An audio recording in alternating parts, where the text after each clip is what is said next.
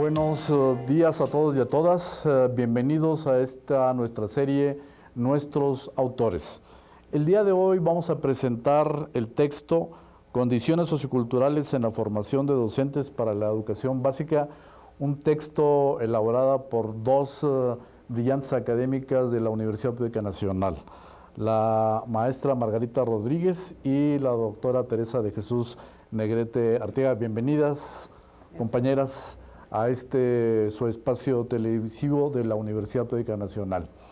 El texto, según conversábamos el día de ayer, es un texto que hace referencia fundamentalmente a la condición de los estudiantes de las escuelas normales en el Distrito Federal.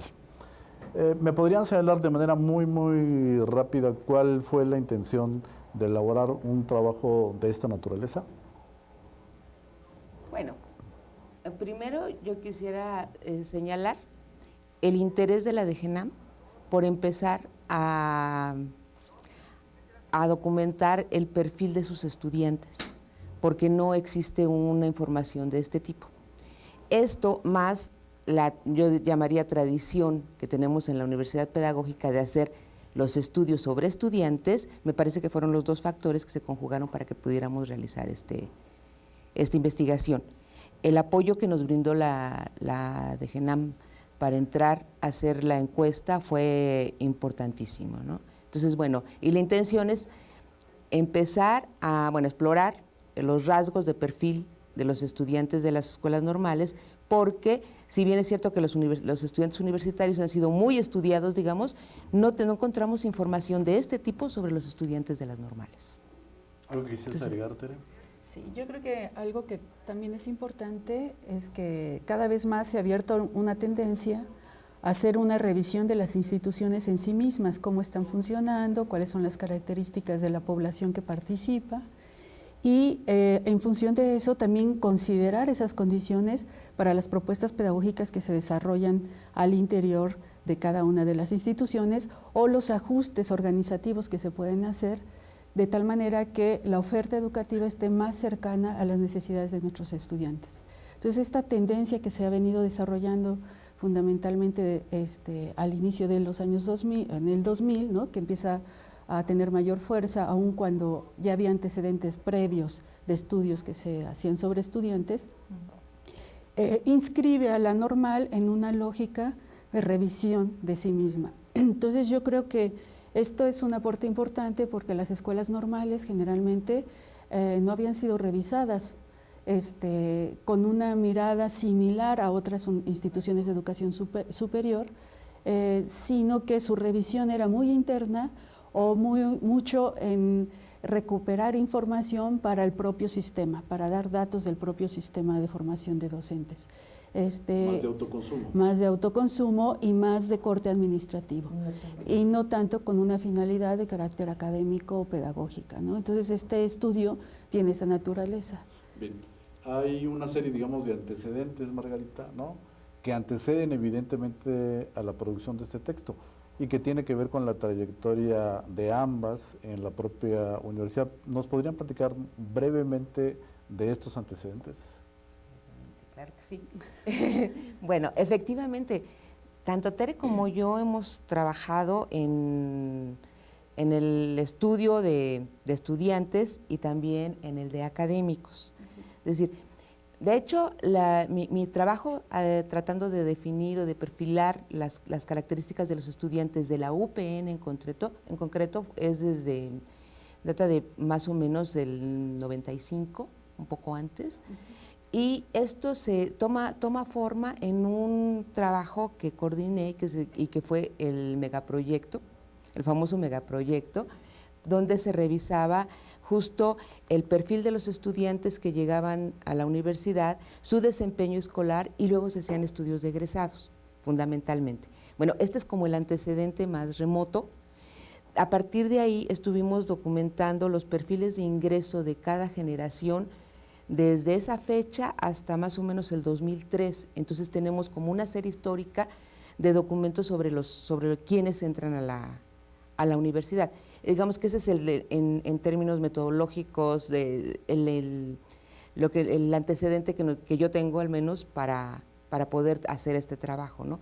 Y bueno, Tere se incorpora a lo que fue después del megaproyecto. Formamos el cuerpo académico Estudios sobre la Universidad Pedagógica Nacional, y entonces Tere se incorpora con un trabajo sobre académicos, y a partir de ahí, digamos que las trayectorias y metodologías de trabajo convergen y podemos hacer este trabajo, ¿no?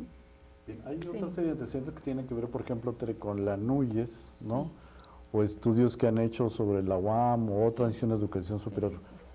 ¿Estos también los consideran para elaborar este texto? No, de hecho, el trabajo que hemos venido desarrollando, tanto Margarita como el que yo he venido desarrollando, se ha inscrito en una discusión con colegas de la UAM, sobre todo con colegas de la UAM y de la UNAM, en algunos de los que hemos entrado a la discusión de cuáles son los recursos que utilizamos metodológicamente, cómo describimos los alcances que tenemos en las investigaciones, y hemos estado dialogando en ese sentido. Hemos tenido una convergencia en los espacios del COMIE, en las mesas que se trabajan temáticas sobre el tema de estudiantes, e igual con el tema que tiene que ver con académicos. Entonces, sí hay un trabajo que inicia en los 90, fundamentalmente impulsado por una mirada sociológica en la UAM, y que en el caso nuestro, además de tener esta perspectiva de carácter sociológico, hemos incluido otras miradas que tienen que ver con las cuestiones pedagógicas, con la mirada del análisis institucional, con lo que tiene que ver con una mirada también de lo curricular, ¿no? Cómo entendemos lo curricular como un recurso que ayuda al desarrollo institucional. Entonces, hemos tenido como este diálogo con ellos para ir compartiendo hallazgos, modos de interpretación, recursos metodológicos que hemos ocupado. Y han planteado rasgos muy novedosos, digamos, para este estudio, como los que tú estás señalando. Sí, sí. Bien, este es un estudio exploratorio, sí. Este y el otro texto que vamos a presentar enseguida. ¿En qué sentido es un estudio exploratorio? Bueno, es exploratorio en el sentido de que lo que hacemos es hacer un primer acercamiento a reconocer quiénes son los estudiantes de las escuelas normales. No hay aquí determinismos. Lo que hacemos son, a partir de los datos que nos arroja la encuesta, que por cierto fue de carácter censal, creo que eso es importante mencionarlo porque encuestamos al más del 90% de la población. Y entonces los resultados que obtenemos, la información que obtenemos, lo que nos permite es hacernos preguntas, conjeturas.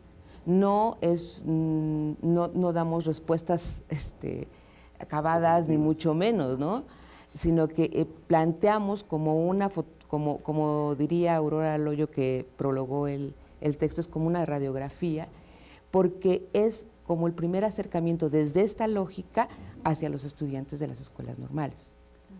¿Sí? Entonces, bueno, ese es más o menos el tipo de información que tenemos, que además yo creo que sin esa información que resulta básica, no podemos plantearnos otras cosas. Claro. ¿Sí? De hecho, te decía, es la forma en la que trabajamos acá. Eso es lo que tenemos como primer dato para podernos plantear investigaciones de otro tipo, con otras metodologías, para entrar a averiguar otros aspectos, ¿sí? Pero si no tenemos como claramente esta radiografía, creo que difícilmente podemos hacer otras cosas, ¿no? Bien, decía Margarita que tuvieron, digamos, toda la facilidad de las autoridades de las escuelas normales, pero ¿encontraron alguna dificultad, digamos, en el planteamiento de la encuesta con los estudiantes? No, con los estudiantes hubo una respuesta muy favorable. Nos respondieron, como bien dice Margarita, prácticamente es un trabajo censal, o sea, se cubre toda la población. Algo que es muy importante es que estamos haciendo una revisión de todas las normales públicas y privadas del Distrito Federal. Entonces, en esta idea de tener una observación de primer orden de lo que está aconteciendo sobre esos rasgos de los estudiantes en el Distrito Federal, creo que es un aporte muy importante en ese sentido. Y las respuestas de los estudiantes fueron claras, transparentes, muy precisas, lo que nos dio la posibilidad de tener como un análisis muy fino en relación a los datos que se arrojaban. Y entonces eso es muy interesante. Algo que también en esta radiografía uno puede ver cuáles son las condiciones que tienen los estudiantes en sus espacios, en sus casas, qué pasa para sus traslados a las instituciones, qué condiciones para el estudio les ofrecen las escuelas y cuáles no. Y que vamos viendo que finalmente estos que son los que van a ser los futuros docentes de la educación básica, pues requieren de un soporte mucho más claro y profundo de las escuelas normales para su formación, ¿no? Porque vamos viendo la pregunta de fondo del trabajo tiene que ver en qué hacemos en las instituciones formadoras de docentes para poder transitar del capital social que tienen nuestros estudiantes para ir convirtiéndose en un capital cultural que le permita trabajar con la práctica docente. Y entonces en lo que va dando cuenta esta radiografía es que tenemos estudiantes con una condición socioeconómica que no es muy favorable, es una condición media hacia abajo. Vamos encontrando estudiantes que no tienen los accesos de los medios básicos para trabajar, como es el internet, una impresora, un espacio de trabajo en sus casas. Vemos que las instituciones tampoco se lo ofrecen. Vemos que hay prácticas instaladas ya en las instituciones de cómo conocer y aprender el conocimiento, hacer uso del conocimiento, que son bastante limitadas. Entonces, bueno, hay elementos que son relevantes en ese sentido. No obstante, también observas que los estudiantes, y que ese es un hallazgo interesante, es que ya no hay esta tradición de familias que antes se tenía del magisterio, que sus papás que eran de maestros a maestros, sino que son chicos que eligen una carrera que podían haber elegido cualquier otra, porque ahora el antecedente es de bachillerato, eligen la carrera porque quieren ser docentes. Entonces ese es un aspecto que es interesante como hallazgo en relación a que si ellos tienen la disposición de conformarse con una profesión de esta naturaleza, ¿qué tanto estamos haciendo para que sean unos buenos maestros? Estamos hablando de condiciones socioculturales y económicas. Sí. Es, digamos, la parte del primer capítulo. Ahí, ¿qué otro dato sería importante, Margarita? En esta primera parte. ¿Qué otro dato sería en esta primera parte? Y también, ¿qué diferencia habría, por ejemplo, con los otros estudios que ustedes han hecho de otros estudiantes, en el caso de la pedagógica o de los que conocen de la UAM o la UNAM? Bueno, uno de ellos es en lo que ya mencionó Tere, que es si hay una diferencia en términos de capital social, importante, o sea, se muestra ahí cómo tienen condiciones, digamos, un poco más adversas si los comparamos con los estudiantes universitarios. Hacemos una doble comparación al interior de la investigación. Por una parte, comparamos las escuelas públicas con las escuelas privadas, normales. Y entonces ahí hay una primera diferencia de los chicos que van a las escuelas públicas de los que van a las escuelas privadas. Y la segunda comparación es con relación a otras instituciones de educación superior. Entonces ahí hay también una diferencia y sale muy, digamos, contrastante este dato que decimos, ¿no? Porque no tienen condiciones adecuadas para el estudio en sus casas, pero tampoco las tienen en las instituciones. Y yo creo que eso es algo muy importante. Pero otra cosa que resulta interesante de trabajar más es cómo, a pesar de estas condiciones adversas, digamos, el apoyo que tienen de parte de la familia es fundamental, ¿sí? Es algo que ellos destacan muchísimo y que están listos para permanecer en las instituciones. Y también el alejamiento, como decía Tere, de la tradición normalista. Existe más tradición, digamos, de normalista entre los estudiantes de las escuelas privadas, de las normales privadas, que de las públicas. Eso también es algo interesante, ¿no? Y que sí, digamos que se ha perdido. Un dato que también es relevante, pero que es muy parecido, ahí sí, muy parecido a muchas otras instituciones de educación superior, es la escolaridad de los padres. O sea, y eso es importante de señalar. Seguimos, a estas alturas, seguimos viendo como como una característica de la educación superior, que los chicos que están ahora ahí son primera generación de sus familias que llegan a la educación superior. Este dato lo empezamos a registrar a finales de los 80, ¿no? Aquí mismo, y en las normales sigue este dato prevaleciendo, ¿no? Bien. Tere, hay otro capítulo que se refiere a hábitos de estudio y prácticas escolares, Sí. ¿no? Y aquí tenemos como referente un estudio de Adrián de Garay, ¿no? De la NUYES, precisamente sobre hábitos de estudio y prácticas. ¿Encontramos alguna diferencia con este tipo de trabajo? ¿Hay características muy específicas de los estudiantes normalistas? Sí, sí hay diferencias porque bueno, hay elementos que son similares, ¿no? Hay recursos, esta exploración que se empieza a hacer, primero hay que señalar sobre estas prácticas, es el modo en cómo empezamos a utilizar herramientas o inducimos a los alumnos que utilicen herramientas para acceder a la información y procesar la información. En el caso de los estudios que ha hecho Garay en las universidades públicas, él ha mostrado cómo hay como una tendencia de trabajo de hacer resúmenes, marcar textos, sacar ideas principales, etcétera, como recursos técnicos que se van utilizando para acceder a la información. Nosotros ampliamos otros recursos de exploración, como las características que piden, cuáles son las características de lo que les piden los docentes de sus trabajos a los estudiantes. Ampliamos para poder explorar si en los ejercicios que les piden los profesores hay algunas habilidades de carácter cognitivo, como la comparación, la diferenciación, la toma de postura, el debate, etcétera, de tal manera que pudiéramos profundizar más en si se ejercen otro tipo de herramientas que resultan ser básicas, sobre todo para alguien que, además de incursionar en el trabajo académico, va a ser un docente, ¿no? Ese es un rubro que es interesante del trabajo que nosotros hicimos.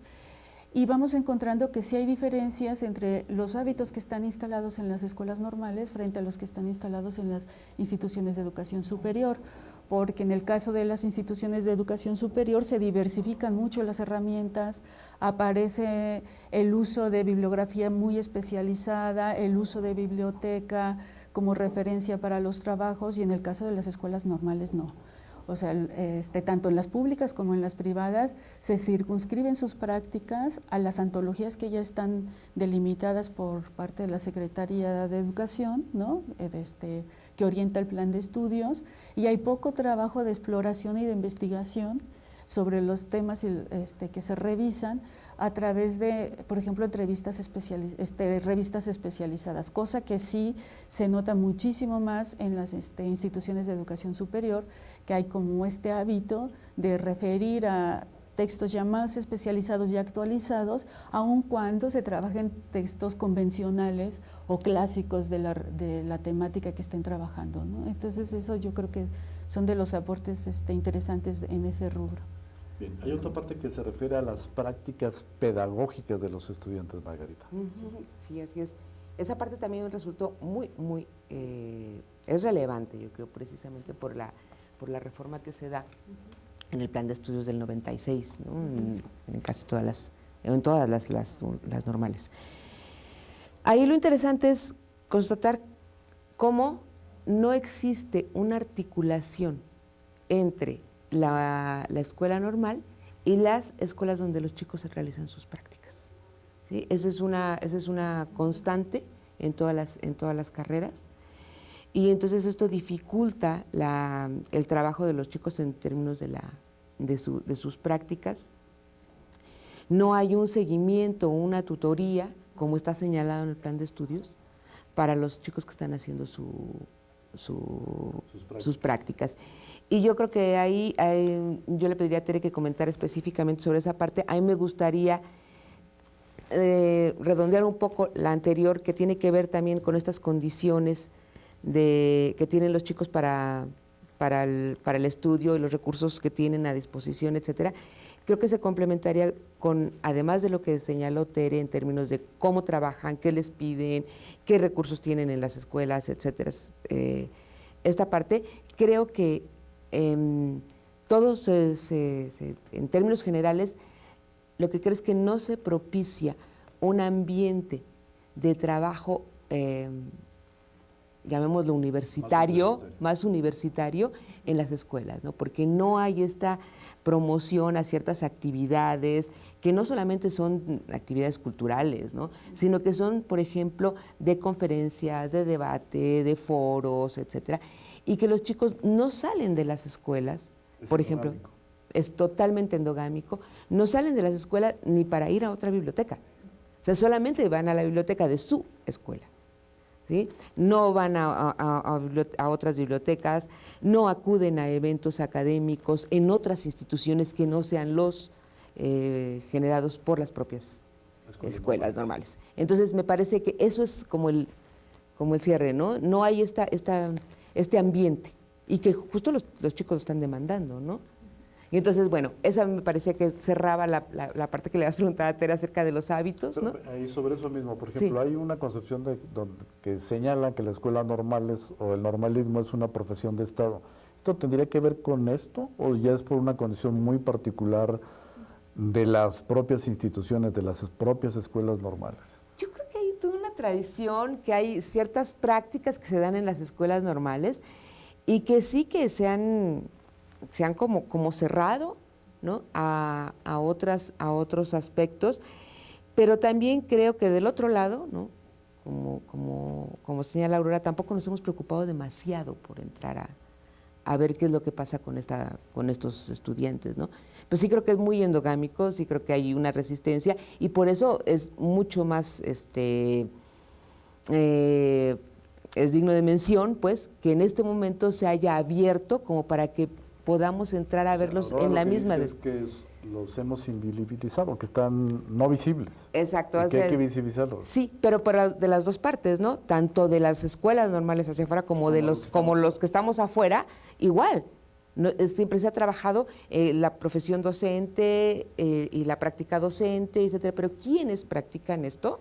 Desde esta perspectiva creo que no se ha hecho, ¿no? Sobre las prácticas pedagógicas. Sí, es que eso es interesante. Yo creo que algo que es interesante señalar es que lo que en este libro estamos mostrando es desde las voces de los alumnos, lo que los alumnos señalan, ¿no? Y los alumnos dicen que la experiencia que ellos tienen para desarrollar sus prácticas pedagógicas no tienen el acompañamiento que requieren. O sea, este acuerdo establecido entre las escuelas normales y las escuelas donde van a desarrollar sus prácticas, no hay como este seguimiento de qué es lo que van a hacer ahí, en términos de su propia formación, porque a lo largo del plan de estudios viene muy claro los alcances que tiene en cada grado, ¿no? Entonces, en algunos casos... anexos, ¿no? Que tiene que ver con las prácticas, sí. Yo digo, más o menos bien elaborados, ¿no? Está prescrito en el plan de estudios qué tendría que hacer, ¿no? En unos primeros niveles es observación, en otros entra a hacer un análisis de la práctica de los docentes y participa con ellos, o sea, hay como una gradual implicación en el tipo de actividades que desarrollan los estudiantes a lo largo de la carrera en sus prácticas dentro de las escuelas. Y esto no opera en la práctica. Digamos que hay profesores que por su interés personal acompañan a los estudiantes, pero no es una constante, ¿no? A tal grado que en la encuesta los estudiantes dicen que no se sienten acompañados, que no están claras las tareas que ellos tienen que realizar y cuáles son las que realizan los docentes, ¿no? En muchos casos los docentes de las escuelas ven que llega el practicante y se desafanan del grupo, en otras los utilizan como ayudantes nada más de determinadas cosas que tienen que ver con la disciplina o con el trabajo de materiales, etcétera. Entonces, como que no está preciso qué practican, ¿no? En la vía práctica, porque en la prescripción del plan de estudios sí está establecido. ¿No? Bien, ya estamos terminando, sí. Pero yo quisiera que muy rápidamente me dijeran de este estudio exploratorio sobre los estudiantes de las escuelas normales, ¿qué recomendaciones se pueden derivar de este trabajo? Bueno, muy breve. Están ahí más o menos esbozadas en el texto, pero bueno, a grandes rasgos una recomendación es mejorar las condiciones de infraestructura de las escuelas normales, que facilitará mucho más esta permanencia y este trabajo dentro de la escuela. La otra es fomento justamente al intercambio, a la apertura y la asistencia de los chicos a una vida más universitaria. Y la otra tiene que ver con esto que señaló Tere. Me parece que el punto es las prácticas, los hábitos de estudio, que sí hay que hacer muchas cosas para favorecer que los chicos avancen en esas tareas, y que sí se relaciona mucho con la infraestructura y las prácticas de los docentes, que eso forma parte de... Yo creo que impulsar un clima institucional que favorezca una apertura de las escuelas normales. También creo que hay una lógica administrativa que ahoga mucho el trabajo. Por ejemplo, los docentes están muy sometidos a un horario y a la firma del horario, entonces si salen de la escuela, es mal visto que salgan de la escuela con los alumnos en términos administrativos, ¿no? Muchos son hasta sancionados por ello, porque hay como esta idea que estar presente ahí es lo importante. Entonces hay elementos de carácter de gestión, que también administrativos, que también no favorecen que haya esta búsqueda de clima más de intercambio, ¿no? Y de salir y entrar de la institución, ¿no? Entonces yo creo que ese es también otro de los elementos que puede leerse y que aparece incluso en términos de las recomendaciones. De las recomendaciones. Finalmente, ¿habría alguna devolución de este tipo, digamos, de estudio hacia la comunidad de los estudiantes y los académicos normalistas? Sí la hubo. ¿Sí la hubo? Sí la hubo. Una vez que terminamos de hacer el estudio, primero hicimos una presentación de los hallazgos en la DGNAM, con los directores de las escuelas, con las autoridades de la DGNAM, y a partir de ahí, para poderlo socializar mucho más, se decidió hacer algunos pósters conteniendo los datos más que nos parecían como más relevantes para los chicos, ¿no? Para que se vieran en estos datos. Y bueno, lo que obtuvimos después fueron referencias de parte de académicos de las discusiones que se generaron en sus escuelas a partir de estos pósters, ¿no? De cómo los chicos estuvieron participando con ellos, con maestros y académicos y estudiantes, discutiendo sobre esto, ¿no? Esa fue una forma de volver. Pues muchísimas gracias, Margarita y Tere. Estuvimos en la presentación del libro Condiciones socioculturales en la formación de docentes para la educación básica. Muchísimas gracias y esperamos su presencia en nuestra próxima emisión. Gracias, hasta luego.